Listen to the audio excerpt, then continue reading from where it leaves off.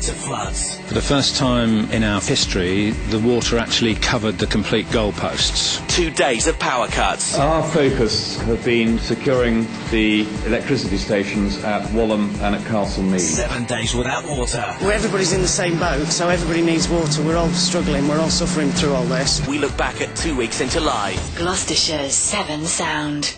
The floods came in the early hours when we thought we'd got away with it, and it just rushed in like the tide coming in. It was very unreal. 3 people died. 140,000 houses were left without water for nearly 2 weeks. Homes have been destroyed and businesses ruined. Major events were cancelled. Emergency workers stayed on duty for days at a time.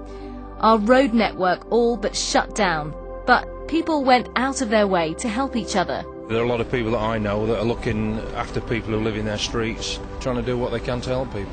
Emergency refuge centres around the county kicked into force. John Halsey from Tewkesbury Borough Council was at their offices that first weekend. People here are coping well. It's very good spirits. They're being well fed, and they've got a dry roof over their heads, and they've had a bed, and they've had breakfast here, and they're being very well looked after. And in just 2 weeks, the Severn Sound Flood Helpline, set up to offer support and information to everyone affected, took more than 5,000 calls. It's hard to believe that at that point the worst was still to come for Gloucestershire, but the desperate emergency services lost their fight with nature and the River Severn burst its banks. Neil Renton lives at Pool Meadow by Westgate Bridge. Our reporter Ellie Jackson went to meet him. We're about 2 foot in water. We're just walking along the street and there's people using dinghies to get to their houses. How much damage do you think has been caused here?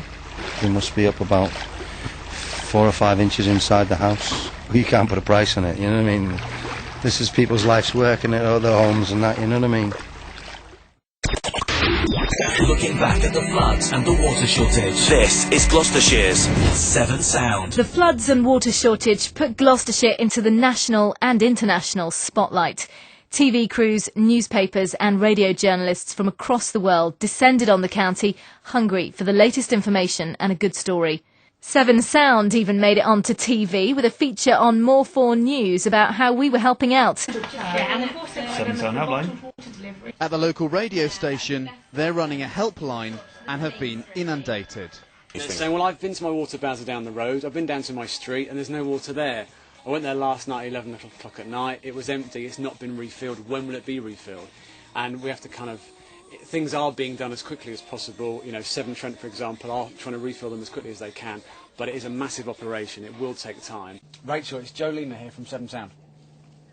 Yeah, I've got a young child as well who's got a bowel infection, and I can't go out very far because she's desperate at the toilet all the time.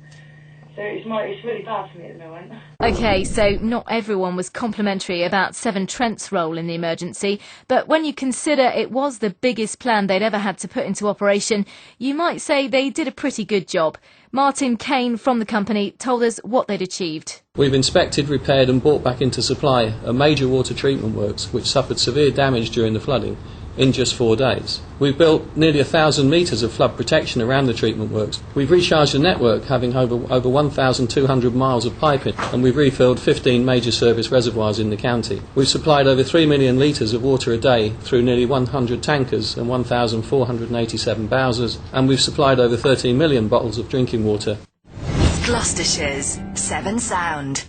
No one can deny we found some really amazing people living here among us. We had the helicopter rescue and the lifeboats. People had to be lifted out the bathroom windows. Now, I mentioned Tanya's situation earlier. She's a single mum, 2 kids. Her house has been flooded. It's now full of sewage and she doesn't really have anywhere to go.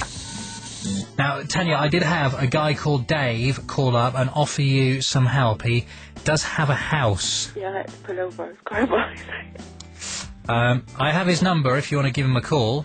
Okay. Are you all right? Yeah. It sounds like it's a very difficult time for you. I just really appreciate it.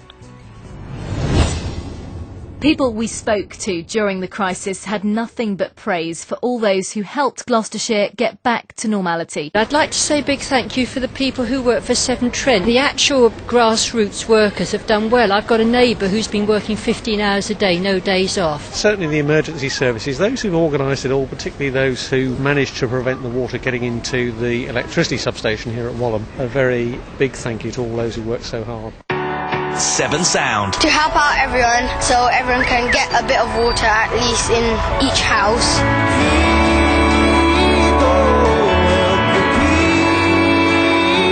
We've just been to the elderly home, which didn't have any water, and we've just volunteered our services and picked up 300 bottles for them, because they have got people in there that are too old to carry water for themselves. It's very important that people look after the elderly and for people who can't get out.